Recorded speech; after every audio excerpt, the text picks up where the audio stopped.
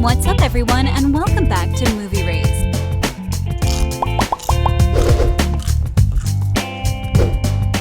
If you love Bughead or Jughead Jones and Betty Cooper from Riverdale, then you'll know a quote or two from this fantastic couple. Or you might have used a gif or two from this couple to talk about young and real love. When the show began, most people thought that Betty and Jug wouldn't make a good match. Cooper had a huge crush on Archie, and Jones didn't have as much screen time. And let's remember his storyline in the comics of him being asexual. When the pair started to investigate together Jason Blossom's death, that's the moment everyone knew they just fit together. We've been through their first kiss, and now flash forward to season 3, there's drama between those two, and with season 4 around the corner, what a better way to celebrate them than choosing the 10 best moments Bughead gave us on screen. They've come a long way since Betty asked Jug to help her with Blue and Gold newspaper. Before we begin this list, though, don't forget to subscribe to our channel, where we'll be uploading new videos every week. If you want to be notified when we post our videos, click the little notification bell and you'll know when we upload a new video. Now, let's start. Okay, great. In that case, I have your first assignment. On number 10, we have a small moment from season 3. From chapter 52, The Raid, Jug and Betty weren't together during most of the time on this episode. In a small recap, Jughead was a bit busy trying to bring down his mom's gang piece, while Betty was trying to infiltrate the farm. Before all of this, both of them share some pillow talk, quoting Jughead directly. They're still having the open house, so not as dangerous as you and Archie raiding a building full of gargoyles. This is the best pillow talk ever. On number 9 from chapter 21, House of the Devil, Betty decides to give the serpent life a try and talks to Toni, telling her she wants to be serpent adjacent. Some lady who overheard the conversation tells Betty, "If you want to join the club, you gotta do the dance. The serpent dance." Later at FP's retirement party, Betty begins to do a surprise striptease on stage while singing a song that was popularized by the cult film Donnie Darko a long time ago. Just as the dance ends, she meets Jughead in the parking lot, who just breaks up with her. Not without breaking our hearts in the process. Betty asks, "How many times are we gonna push each other away?" Until it sticks. Jughead replies. On number 8, let's go back to season 1, when everything was somehow easier. On chapter 8, The Outsiders, we begin with Betty acknowledging Jughead as her boyfriend. She throws a baby shower for Polly with some help from Jughead, who says, What? Organizing a baby shower?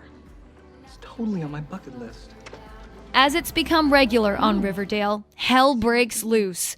Archie says that FP is, in fact, a serpent, so Betty took this opportunity to ground some rules. If we're gonna be together, I want to know who you are. All of it. Okay. On number 7, during chapter 29, Primary Colors, Jughead announces to Betty he's running for student body president. And that's not all. He wants her to be his co-president. Jug, vice president is also a word. Okay. Betty replies, There is no me and Veronica. You have to do me a favor, though. You have to let me stay here. I can't stay in the same house as Chick anymore. and that's how Bughead living begins. Before all of this excitement happened, Betty and Chick's sibling war ended in the revelation to Alice that Betty and Jughead have been active for a while. When Alice questions her daughter if she's being safe, as Betty says she is, Alice just says she knows how alluring the Jones men are. With how alluring the Jones men are. Whoa, wait. Mom.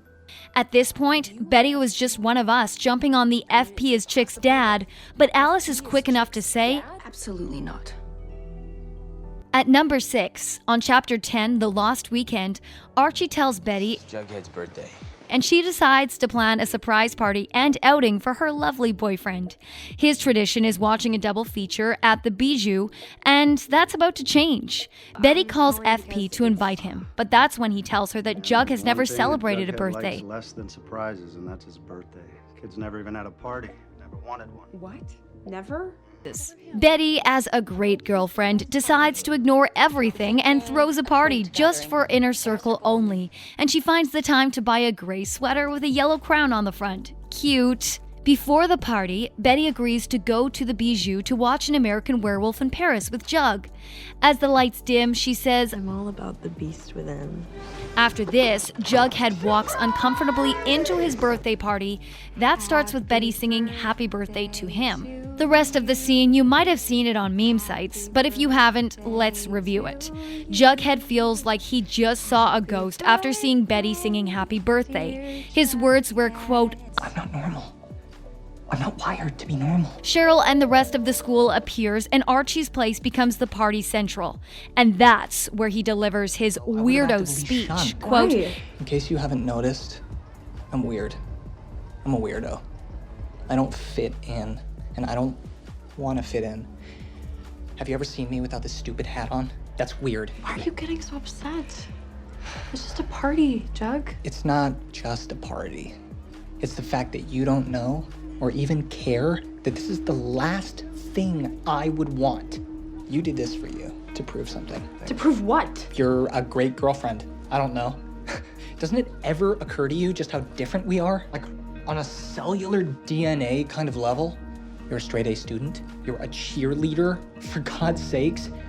You're the perfect girl next door. I hate that word. I'm the damaged loner outsider from the wrong side of the tracks.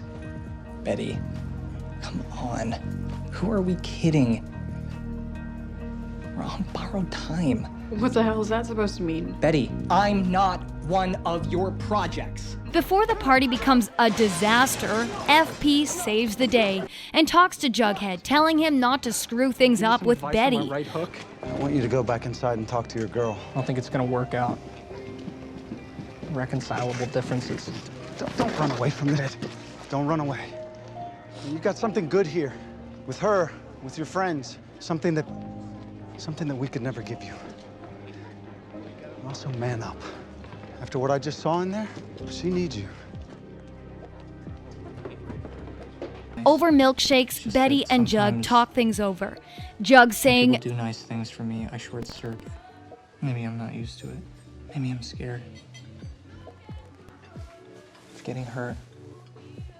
Being rejected. For being myself. Betty talks about her bleeding palms, and as he takes her hands into his, he kisses them and kisses her.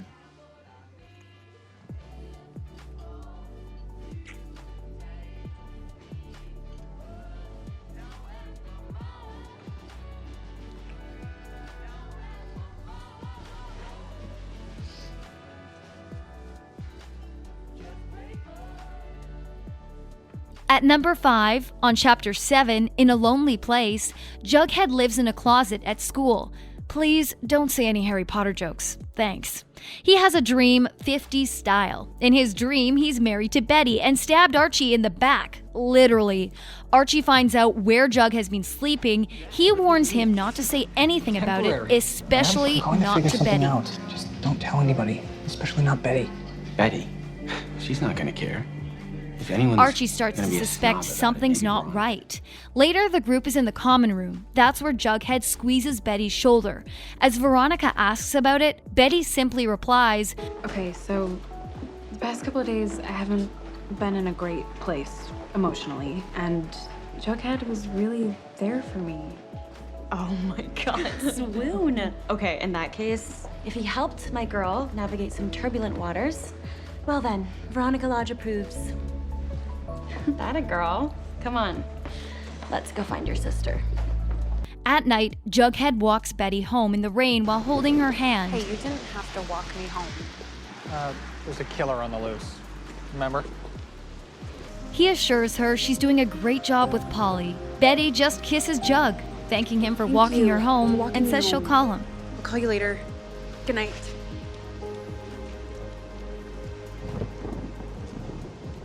Later at Pop's, FP, Fred, and Archie are having dinner while Jug is grilled about Betty. FP simply asks, Who is Betty? Is that your girlfriend? Archie is about to freak out, but Jug changes the subject. I want to know more about the band. What was the name of the band? Come on, tell them. Yeah, it was called the Fred head. Wait, the This episode has another Bughead moment when they're at the police station during Jughead's questioning on why his fingerprints were found on Jason's car. Betty tells him, I was with you, and I know who you are. Fred tells a little lie, and Jug is released. Betty comforts Jug in front of Archie, Fred, and FP. At number 4, during chapter 14, A Kiss Before Dying, Betty is on Jug's motorcycle while wearing his custom crown helmet, while both of them head to Pop's after Fred was shot. Or we can call your mom. Oh, no, just go slow, okay? Oh. No. It's actually much more dangerous if we go slow. You are going to need to hold tight.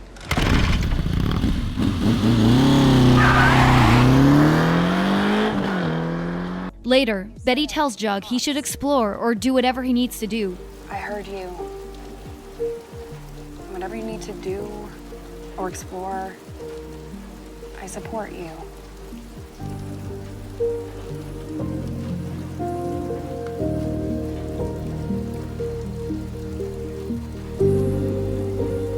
Both of them kiss outside of Fred's hospital, and Betty goes home alone. Sure I can't give you a ride home?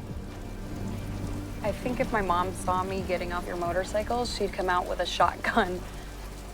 That's fair enough. At number 3, on chapter 17, The Town That Dreaded Sundown, Jughead apologizes to Betty for his morning breath as she arrives with news that she's going back to the library to do some research to understand the Black Hood's secret code. I have morning breath. You want coffee or something? No, I'm actually on my way to the library. I asked Miss Prue to set aside all the books she has about cryptograms and ciphers. I thought it might help us crack the Black Hood's code, which I'm hoping is something we can do together, Jug. As Jug says he started to work on it with Toni, Betty suggests they all work on it. It will be like a little code-breaking party. So fun. You can be host. Toni, of all people, and I, we started working on that yesterday at the Red and Black. I can show you what we've got so far if you want. Toni. Because let me guess. She loves serial killers. She does have an affinity for the darker side of things, yeah. In that case, why don't we all work on it together? You, me, Toni, Kevin. Kevin?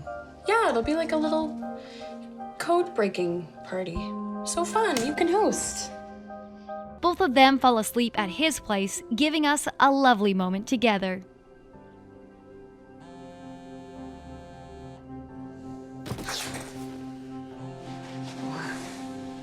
Oh, my neck. We fell asleep. How did we fall asleep? Exhausted. At number 2, on chapter 6, Faster Pussycats Kill Kill, there was a moment that melted us all. Betty invites Jug over for breakfast at her place with her mom. As that helps to distract Alice, Betty discovers Polly has been living at Sisters of Quiet Mercy. Archie asks, What are you guys talking about?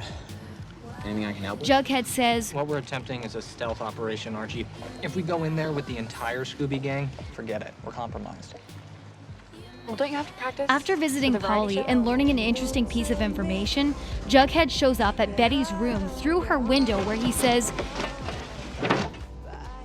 Hey there, Juliet. as he assures her she'll not be her family. They kiss for the first The time. way she looked at me. And now all I can think is maybe I'm crazy like they are. Hey, we're all crazy. We're not our parents, Betty. We're not our families. Also, What?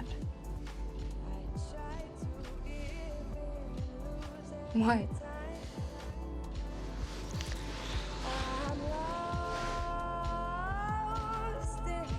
And what could be the number 1 moment?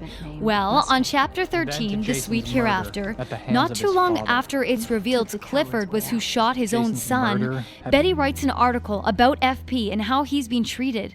Her locker appears to be painted with pig's blood with the words, "Go to hell, serpent slut." The next day, Jughead and Betty are in Southdale High, where she says, I'm not letting Riverdale's civil war split us apart, Jug.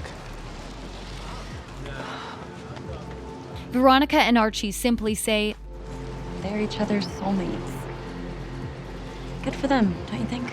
And we couldn't agree more. Later, Betty and Jughead speak at the Jubilee and ask the citizens of Riverdale to do better. Both of them return to the trailer, and Betty says, until he gets out, I'm not giving up on him, Jug. And Jughead just replies, that is why I love you, Betty.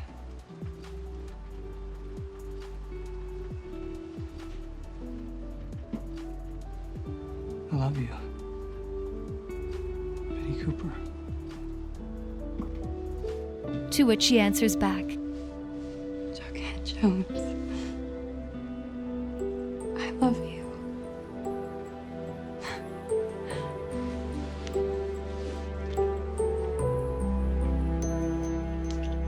And Imagine Dragons never sounded better. So there you have them, some of the most unforgettable Bughead moments on Riverdale. Comment down below what you think about our list and see you in the next video.